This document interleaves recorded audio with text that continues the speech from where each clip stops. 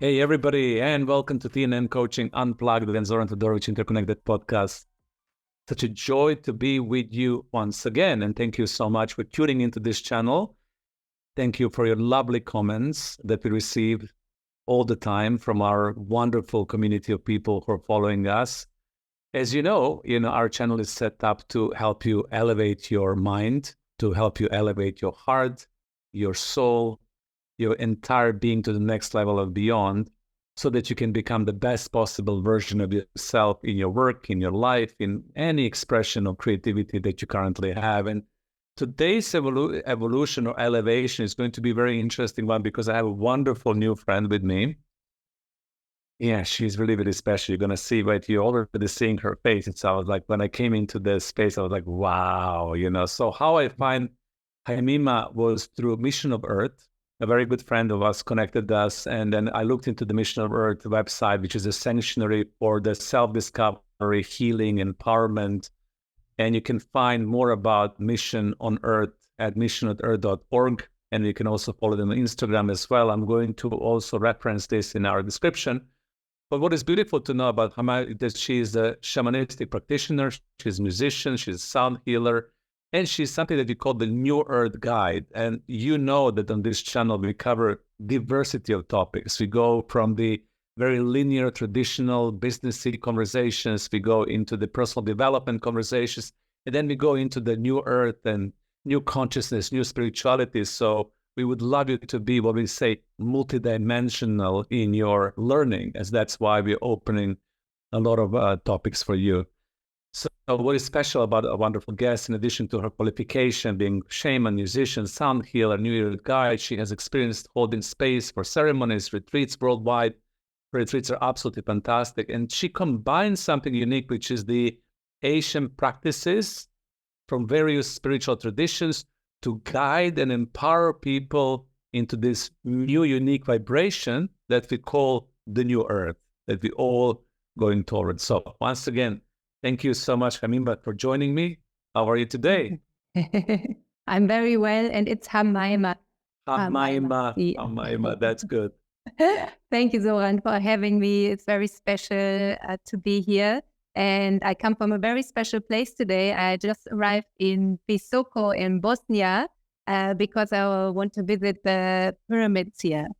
And I literally just arrived. So I'm bringing you all this high vibration energy. I haven't even seen the pyramid. I just arrived and we meet here. So there's no coincidence, I feel. Yeah, I've been there, just for you to know. I've been on this in Visoko. It's a very special place. So I'm so happy. This is for people who don't know, in Bosnia, which is the Balkans, Eastern Europe, they discovered these pyramids in Visoko. They're apparently really ancient and old and very special. They're covered by forest, so they're not visible through the surveillance, so to say, from the airplanes, but you can find them. And this is something new and special unfolding, and people report a lot of beautiful experiences. So, hi, Mama, I'm so happy that you are there in Visoko. That's high vibration. So let's dive into your journey. So tell me a little bit about yourself, just for us to get to know you a bit more.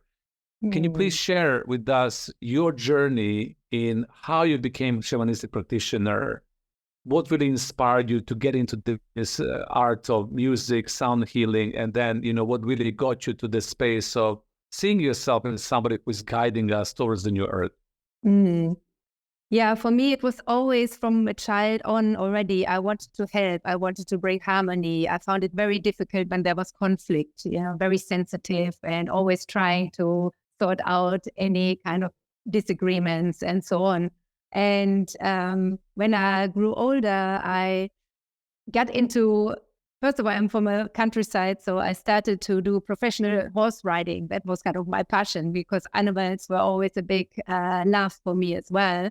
And it was very competitive at some point and very materialistic. And after a few years of doing this, I felt I didn't want to be in this world where it's really only who wins this competition and who has the biggest car and the best horse. And then I decided to study social work. I had studied law before as well, law, which is totally bizarre because I never read anything properly. But I think it came from that longing of making a difference. when I learned that when you're a lawyer, you often it's not much to do with justice.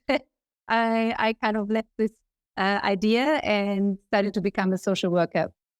And I worked as a social worker in London with children in care, which was very challenging, as you can imagine, So children in the care system, you get really challenged with all kinds of issues and debacles almost, it's a very challenging work. So after like 5 years of working as a social worker there, I was kind of burned out, or close to being burned out. And at the time I was living in London and I was numbing myself with substances and really just surviving, but not thriving. And thankfully my soul got through to me and said, you need to change something here. This is not working out. And I'm Aries and I'm quite of an extremist and I have a lot of fire. So I decided to move to India, as you do. And so I went off to India, and that was when I visited ashrams for the first time and studied yoga, etc. And was there for a few months, came back to London, and went back into a profession of kind of social work. But then soon I opened a school for girls who struggle in mainstream education together with my husband at the time. And it was really, again, wanting to make a difference, seeing young people are struggling, the school systems are not working for them. What can we do?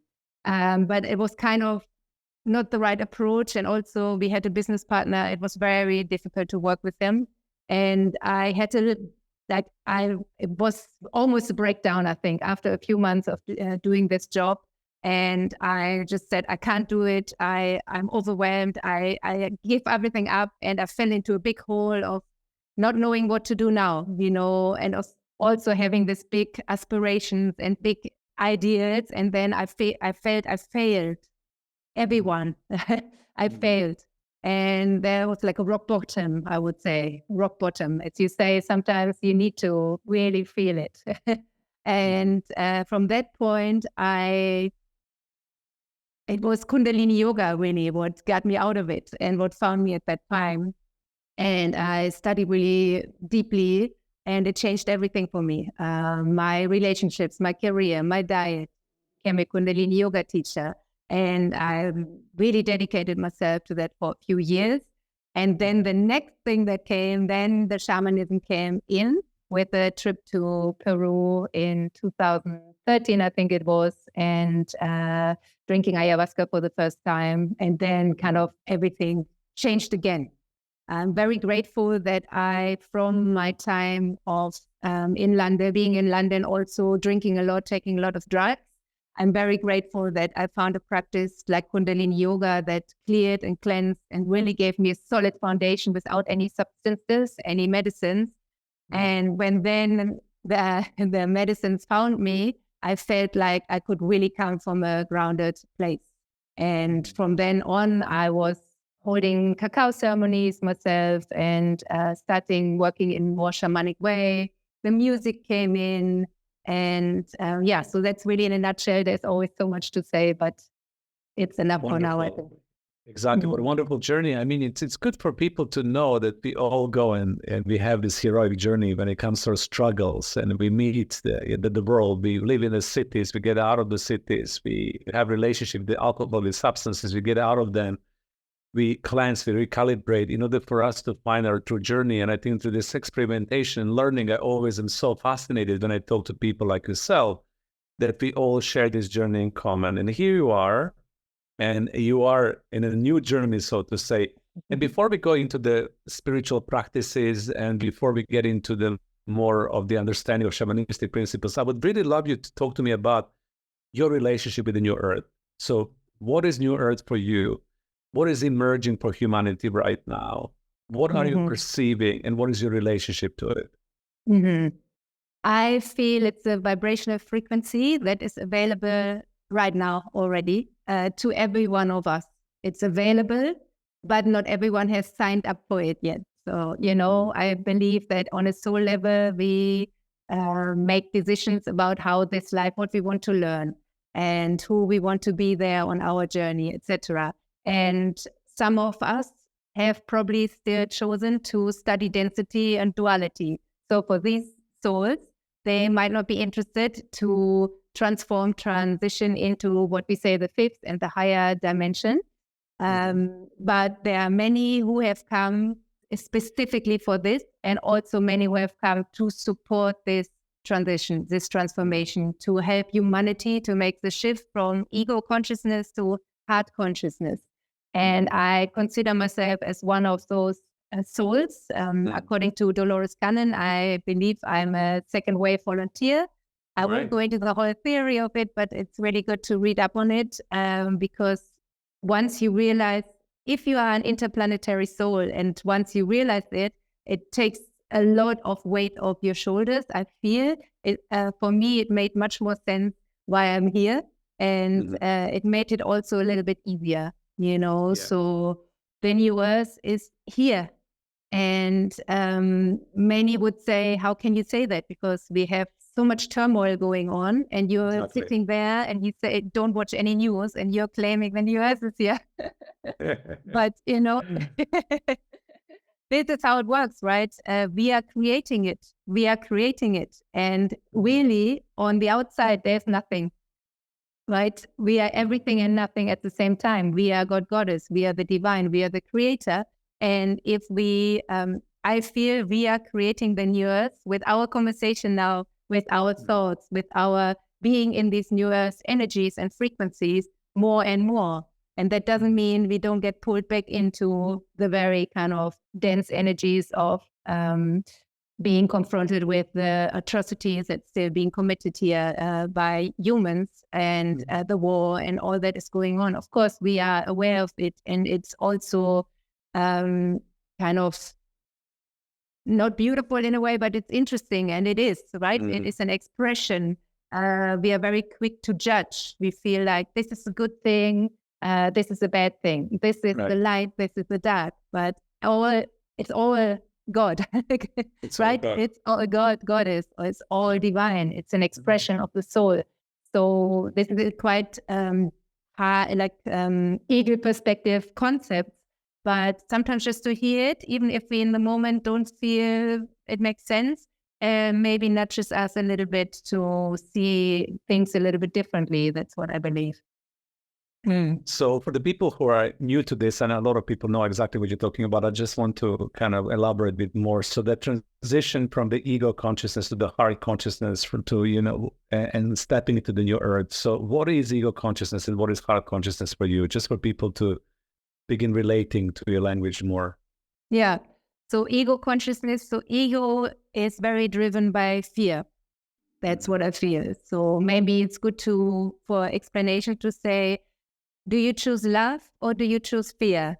When you choose from fear, that's then often, I can't help this person because then maybe something will happen to me. Or if I now take in some refugees, then they will steal something from me. Or, it's kind of coming very much from the head and considering all that can go wrong. And then because when the mind kicks in, of course, we can come up with a lot of scenarios that could potentially go wrong. And if we have come up with it, probably it will happen because we create our reality, right? So when we more and more sink into our heart and make choices from the heart, we're choosing love, then, it's a totally different response. So more love you share, so more you shall receive. Sounds very cliche, but I'm sure we all have that experience, right? We're giving open-heartedly and we don't want anything in return. And then suddenly everything is coming in return because we just unconditionally gave and we chose love. And we didn't worry if we had something to eat tomorrow, but today we shared with those who are hungry, for example, Right. And I feel so more we can choose between love and fear, so more it's almost like it becomes this new being of ourselves, a new reality. Is like, because the negative mind kicks in first to protect us. It's also a good thing. But if we take a little breath first, I know why that response came. Now let's go into the heart. What does the heart say? And there is a totally different action usually or feeling that's connected with it. Beautiful explanation. And yeah, I think that, state of unconditional love and being driven by love and understanding your fear, as you said, the brain will kick in, it will protect, it will not let us to do things, but we have always opportunity to respond to life instead of react. And what I love that you're sharing as well is that when we look into this fifth dimensional earth or the new earth, we're coming very close to the soul purpose. So would you say that your soul purpose is activation, guidance, and getting people to really step on that frequency? Yeah.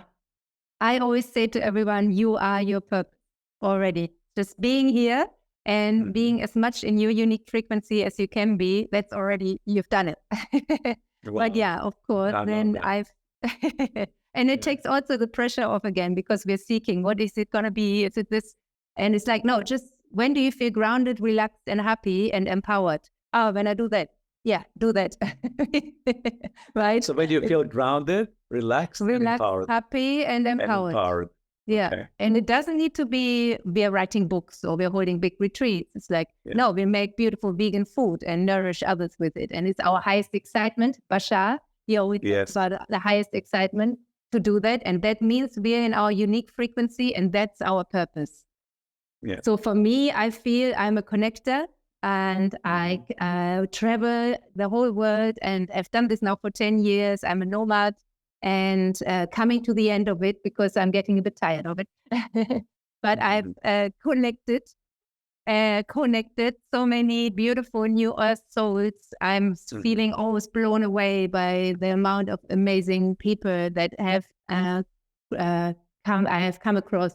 And I'm feeling that empowering is important for me, to empower those who work with me. So I would always try during my retreats to give everyone a little bit of time and space to share their prayers, to share their songs, to share their poems, whatever it might be.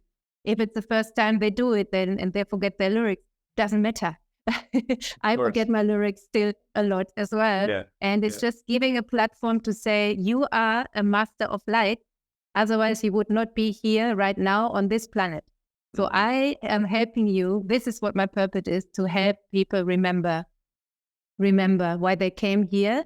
Remember that they're most likely, if they are in the spiritual world, they are light workers, volunteers. So it's starseeds that have volunteered, raised their hand to say, I'm going to go there and I'm going to help this shift, this ascension. And, everybody forgets at arrival. That is how the universe works. So just helping to remember, to remind them just by looking into their eyes, often it's enough. And this is, I feel, my purpose. Wonderful. And I'm so curious about your relationship with the Mother Earth, with the Earth, because we're talking about the new Earth, we're talking about the new frequency of the Earth. And some of the people, not all people, they see Earth as a one-dimensional, materialistic planet without any soul, without any consciousness, without any beingness and presence. So I'm curious for you to share a little bit with us, what is your relationship with Mother Earth? How do you see Mother Earth at this moment in time? That's the second question. Then the third one is like, what kind of support do you feel in your heart the Earth is needing from us in order for us to step into that new frequency that we call the new Earth? Mm-hmm. I believe that the Earth is a multi-dimensional being. And she is shifting as a planet or as this being into a higher dimension. And this, as far as I know, and channel beings say, has never happened before. That an entire planet is shifting into a higher dimension. And we are part of this amazing event. So I feel that we are actually here to support her with this process. We are like a bridge between heaven and earth, and we are bringing in those higher frequencies to anchor them into the earth. I would even go so far that we need to be here for her to shift as well. Maybe that's controversial. I don't know. Other people would, of course, say, humans are parasites to the earth and they're destroying the earth. And Yeah. So, but she could get rid of us with a shake, right? Exactly. So that for some reason, we're still here to support, right? I agree with you. I think that I often think when I talk to my community and friends that if the Earth did not want us here, we would be gone. I think it's very, very simple. So for some reason, Earth wants us here, and that's, I'm with you on the same wavelength. So yeah. Yeah. And I feel, of course, there's often I say as well, the rubbish in the ocean and all that you see on the outside, the pollution, it's a reflection of what's going on in you. And a teacher of mine would always say, once you have cleared yourself, your energy, your energetic bodies, there won't be any rubbish in the oceans anymore. At the moment, it is reflecting what humanity is still, all the denser energies, all the heaviness, all the trauma is reflected on the outside. That's interesting approach, I feel. Nevertheless, it's like a holographic projection. So basically what you're saying, what we have inside, it's what is holographically projecting outside. So when we see that on a collective level, this is our state of affair, correct? Exactly. Yeah. You expressed it much better than I did. No. And I feel on the other hand, of course, then you could maybe say, oh, then we don't need to care for the environment at all. If it's just an illusion, might as well not bother. But I feel, what does feel good in your heart? To be in the new earth energies. We are taking care. We are caring for each other, for ourselves, what we put in our body, what we take from the earth, we lovingly give back to her, because it's a reciprocity, the loving exchange. And if we carelessly treat the planet, then our vibration will be quite low as well, because with the higher vibration or the new earth consciousness, we don't treat anything carelessly, and of course we all catch ourselves maybe sometimes could have done better with the recycling or the flights that I'm taking. Of course, it's really not great. It's not great. But I feel I'm connecting certain energy points on the planet and certain stations. I feel I'm called to these places, but yeah, I sometimes feel, maybe one too many flights here, but it's yeah. Yeah, but we do have a specific mission, even if you fly, before we learn how to teleport, for example, before that, we can still try a little bit to connect to people. So you believe that Earth is alive, vibrant, that it needs our support, that we're here actually to partner with the Mother Earth to really get to that level of ascension, and we have a specific role to play, right? So it's a living being. Yeah. It is. Yeah. I really wanted to share this because a lot of people still don't have that relationship. A lot of people still approach Earth from the scientific point of view. It's a planet, and you and I both share the deeper knowing in our heart that, when you cultivate your relationship with the Mother Earth and you begin relating to it as a living library, living organism with the plants and flowers and colors and spirits and everything that is part of this, then life becomes different, right? So look at my background with magic and look at you, how you look.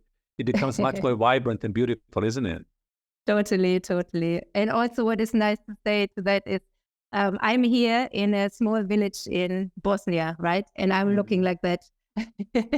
And I've always made it a bit of a mission to not look the mainstream, don't look normal. Because even through how I maybe appear to people, there's a little, what's going on there? And of course, most people think she's a bit crazy, and then, she's actually normal. Thank God for that. But it's like, why? She's actually normal. Thank God, I love it. Oh my God, I can relax. Yeah, so it's like, let's just be magical. We are magical. Why are we putting on these uniforms, and why are we feeling we have to hide, and why can't we be joyful and free and celebrate each other? That's all this fear and distrust running through still. And you can see that here people are a bit curious, but then nobody speaks to me because just in case, Yeah, just in case. So sometimes I also add a little bit of hard questions on the podcast just for people who are more advanced. So few kind of challenge, maybe they're a little bit challenging questions for you. Maybe you already know, but from your perspective, I'm curious about your take, your perspective. some of the people believe that in order for us to be able to ascend into the new earth, we have to reach the what we call 100 monkeys effect, a certain percentage of the collective consciousness awakening for this to happen. Is that something that you believe is true, or would you see it in a different way? I feel I go with Dolores Cannon's theory here. She has this, there's a little illustration actually with the two earths, so the old earth on the bottom, new earth a bit higher up. It looks like it's separated, but it's not. It just means the new earth, it's like a higher frequency. And as I said, it's here. We are in it.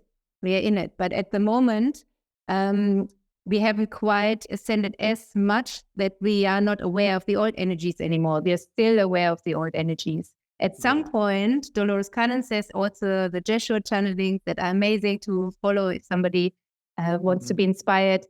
2070, they say, 70, it will have completed and we won't be aware of the lower energies anymore. And vice versa, for them, it's like we have suddenly disappeared. Where did Zoran go? I don't know, So that's what. So he's in different dimension, right? So we will be more aware of the new frequencies and less aware of the old. Is that the transition? Exactly. So that comes back to, so more you choose love over fear, so more you will be in that new frequency. And then suddenly what was a big drama last year, you're not even aware of it anymore. It's not your reality anymore. And that sounds a bit elitist maybe, but like it's always, the invitation is there. Everyone is welcome. And we are here to wake people up to join. But we can only wake them up when they are kind of already maybe a bit curious. The ones who are very deep in the density still, then that's their right. It's free will universe. So they have chosen that, But I feel, we are here and we are doing a beautiful dance between the old and the new energies, which is also very exciting because that doesn't happen every lifetime. It's one of the moments that we have to celebrate and become aware of, that it's very unique and rare, because then when we go to business as usual into certain new paradigm, then we're not in this transition right now. So I'm really grateful that you're inviting people to be mindful and conscious of that, even if it's tough. Because also this dance, right, can be challenging for a lot of us.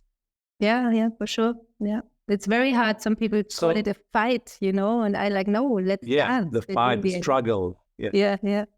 You call it a dance. So you feel it's not linked to the collective consciousness, like literally the percentage of the people who become awakened and aware, and then eventually when let's say 30% or 15% of star beings.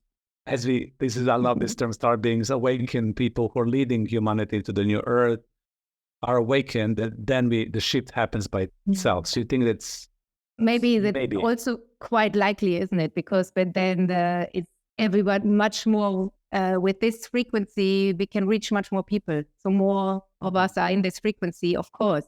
It's more like a tidal wave flooding this planet, right? So more of us, so better, that's for sure. Beautiful. Thank you for that. That was, like really a lot of people are talking about it, debating. So I was very curious about your perspective. And thank you so much for that image of emerging in 2070 and us having a timeline on that. That's really great. Now, I know that you practice ceremonies, and I know that some people have been in the ceremonies, different versions of the ceremonies. Why do you believe ceremonies are important to us, to humanity at this moment in time? So it's again about remembering, coming together in a sacred circle. First of all, coming together in a circle is already beautiful.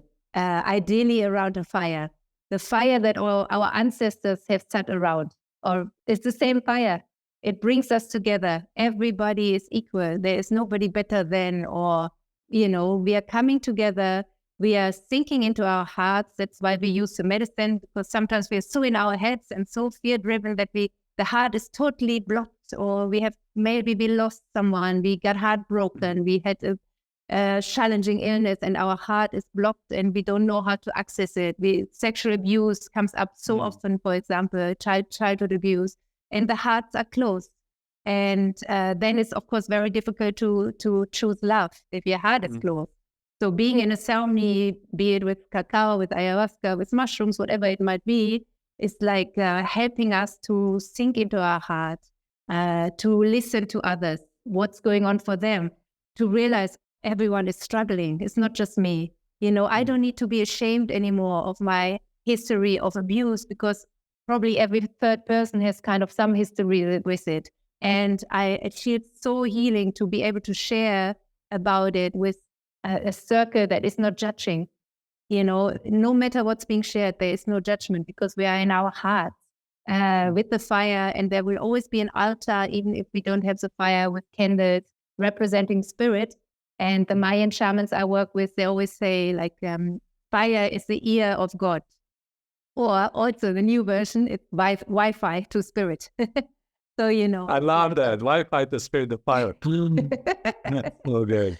So exactly. So how can we communicate with spirit? Like a lot of people I work with have no spirit guides, or they haven't connected with angels or spirit animals and their ancestors, and just like a little in ceremony, just opening the doors to that, that there's non-ordinary reality, or the invisible realm, or however you want to call it. There's all this team of light is surrounding you, and it's just waiting for you to ask for guidance or protection or whatever it is. So it's, just coming back to the origin without having the phones there, without having, it's just like what people have done thousands of years ago, what humans have done, and just remembering that, and remembering through ancient chants, through mantra, through the ancient chants of the Amazon, for example. They hold a primordial sound current that reminds us, we're eternal souls. Oh, we forgot about it for a little while, but now we are back, So yeah, that's what I feel. I love that. And this is my invitation for people who are wanting to belong, wanting to heal, wanting to reconnect to themselves on a deeper level, wanting to reconnect to their ancestral lines, wanting to understand themselves, and to sit in the circle, to sit in the ceremonies, whatever calls you. I think that right now, through the digitalization of everything, which is another expression of our current reality, for me, more than ever, it's important for people to come back into the communities, to sit about fire, and to also plug into the organic intelligence. This is my new term that I keep on repeating on all of the podcasts, just to plant it in the collective consciousness that we, in ourselves, have this amazing technology that we call organic intelligence, that we are interconnected with everything around us. And when we sit in the ceremony, as you beautifully described, around the fire with others, we actually plug into that. And then we can really travel differently, right? Yeah, I like that very much. Yeah. So very important. And you and I can talk forever.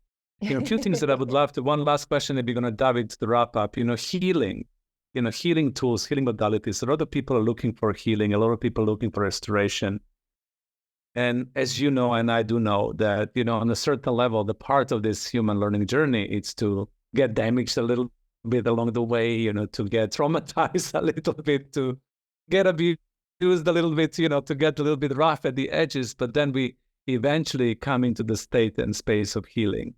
So you as a healer, what is your favorite modality or modalities? So when people come and ask you, for example, can you please help me heal this, whatever that is in their life, what would you say works for you, and what would you recommend to other people?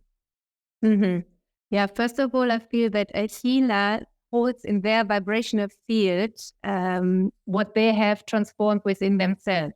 And then when somebody is attracted by this field, just by simply being in your presence, they are finding a solution for their own challenge. Rather than without having to do anything, it's like, come into my field and then, now I can really see how I can love myself, or how I can provide a home for myself, or keep my inner child safe, for example, So it's kind of, that's what I really love. I read that somewhere years ago. You hold it as a healer in your energetic field, the solution for those who are entering this field. Wow. So hold on a second. I'd like everybody to bookmark this, because this is the best definition of healing I have heard so far. I knew I could ask this question. I knew you must ask this, but I just want to bookmark it for everybody to listen to this again. Thank you so much for that. That was beautiful. Go ahead. Oh, beautiful. And also prayer. I feel prayer is probably the most healing modality I've come across. And I know that many have maybe difficult association with prayer, depending on their background, or they have never prayed, they don't know what a prayer is, and that's what you do in church. And I'm very grateful to my Mayan shamans from Guatemala, Isaías and Isabel, who taught me how to pray, because they are Mayan fire keepers and they pray with the fire to the 20 energies, the Mayan energies, and make offerings. And that's where I learned to pray. So every retreat, there will be at least one ceremony where we pray. And sometimes, because we're preparing people with different ceremonies, with guidance, shamanic journeys, we ask them maybe to write a letter to their abusive grandfather, or and then with the fire, they're doing this prayer of, it could be, of course, gratitude, letting go, calling in, but also like to your father, Papa, I never told you how much I loved you, and I'm so sorry I couldn't, but I know now you're here in this fire because I can speak to your spirit through this fire. And I wished we had a closer relationship, but somehow I didn't manage to come close. But now I know, I feel your presence and you are here, and I thank you. And, sometimes we sit there and we witness these prayers and every single hair is standing up, because that this prayer has, we have been waiting for this prayer for 20 years probably. And I've seen things shift in the energetic realm through one prayer like that. It's very powerful. And then, of course, if you work with the medicines and bring that into the medicine space, then it's super powerful because the veil to the subconscious is lifted and you can really reprogram everything in this moment, Yeah. Thank you for those two modalities. And I also agree with you, but learning how to pray, you mentioned the important word, which is offering as well, because sometimes when we pray, we forget that it is exchange as well between us and the spiritual world, and we have to give something to receive something. So it's not just one-dimensional. Please give me, give me, give me, give me. We need to do something there. And as people are learning about you, I'm sure that people who come to your retreats will learn how to pray, because that's a very powerful method, praying and being grateful, and disassociating ourselves from this dogma or stigma of religion, that we need to do it in a specific format. Everybody will find their own format. Wonderful. So thank you so much for all of that. So just to wrap up, a few words around the mission of Earth. As I mentioned, to the audience, they can go to the mission of Earth, which is your baby. Anything that you would love to share with the people. Why do you feel this missionearth.org is important, and what can people get out of it? So it's a network of around 20 guides and a number of wisdom keepers. And the intention is to help those who are affected through this awakening that we are in right now, what we're just talking about, this transition into the new earth. And everyone from very little to very old, we are touched by these new energies. So again, a tidal wave of light is flooding the planet and has been for some decades now. And that brings up, of course, it unearths all the denser, darker energies in the collective. That's why we're seeing everything is going on, everything is coming to the surface, but also individually. So now childhood trauma, ancestral patterns, karma, etc., will all be there. Hello, to be looked at. So if we are not having the tools to deal with it, it can be very unsettling, and maybe even you feel like you don't belong here anymore. What is going on? I'm feeling I can't relate to anything or anyone anymore. And especially in this awakening moments, we're shifting frequency, and then our whole environment doesn't respond to that anymore, and we are not knowing what to do probably. So with our Mission on Earth network, we are providing a safe place to come. It's an online project predominantly. We have a first response team. They listen what's going on. I don't know, I'm hearing voices, I have involuntary movements, I have no idea what's going on, maybe I'm going crazy. It's like, no, just hang on a minute, just talk to us, we're here, you're probably going through an awakening process. And after that, we will signpost to different guides who can then support these processes. We have 2 free online group sessions every week where we have different modalities, from human design to like a parent support group for parents of starseeds, because they are struggling the most with feeling. We have men's circles, women's circles, earth grid activation. So everything you can imagine, really. And we are really here to say, okay, you're struggling. We're here. We're having a network to hold you in this process of transformation, which is beautiful. So don't lose hope. And we are here. We have gone through strong experiences ourselves. And also, I'm very happy that we have very strong wisdom keepers involved who are holding the threads of the network, the spider web, we call it. It's governed by the energy of Grandmother Spider. It's very revered as a deity, Grandmother Spider. And we have, for example, my Brazilian teachers from the Awanava tribe. We have Guatemalan shamans from Lava as wisdom keepers. We have Damanhur involved from Italy. Right. We have the Blue Lions, the group of Sikh men. And so it feels like a lot of support is there for this project, not only in the physical realm, but in the energetic realm as well, bringing the new earth energies through these who are keeping indigenous with them, both very important to me, because as you said, I'm trying to bridge the new energies with the ancient teachings. And some call it the ancient future. I always like that very much, So it's everyone can come to the website and fill in a questionnaire, see what kind of support they need, or simply be part of the network. We are also planning to have gatherings in different vortexes on the planet starting next year. And so really to say, you're probably a starseed or volunteer or light worker, and you have simply not quite remembered it, but we're here to remind you, Absolutely.